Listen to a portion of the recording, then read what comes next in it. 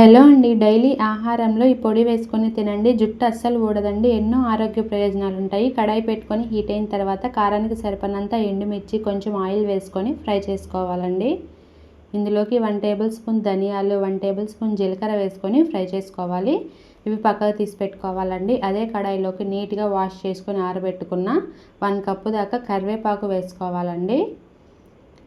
ఈ కరివేపాకు కూడా క్రిస్పీగా అయ్యేంత వరకు ఫ్రై చేసుకోవాలండి. స్టవ్ సిమ్లో పెట్టుకొని మిక్సీ జార్లోకి టేస్ట్కి సరిపడినంత సాల్ట్ వేసుకొని మిక్సీ పట్టుకోండి.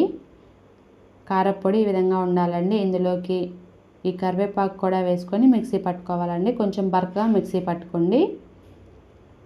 చూడండి, ఈ విధంగా ఉండాలి. ఇందులోకి 3 టేబుల్ స్పూన్ల దాకా ఎండు కొబ్బరి పొడి, ఒక 8-9 దాకా వెల్లుల్లి వేసుకొని మిక్సీ పట్టుకోవాలండి. ఇంకేది తాలింపు పెట్టేసుకుందాం. కడాయి పెట్టుకొని హీట్ అయిన తర్వాత ఆయిల్, తాలింపు గింజలు, ఎండుమిర్చి, కట్ చేసుకున్న వెల్లుల్లి, కరివేపాకు వేసుకొని ఫ్రై చేసుకొని ముందుగా మిక్సీ పట్టుకుని కారపొడి వేసుకొని 2 నిమిషాల పాటు ఫ్రై చేసుకుంటే వేడివేడిగా ఎంతో రిచ్గా కరివేపాకు కారం పొడి రెడీ.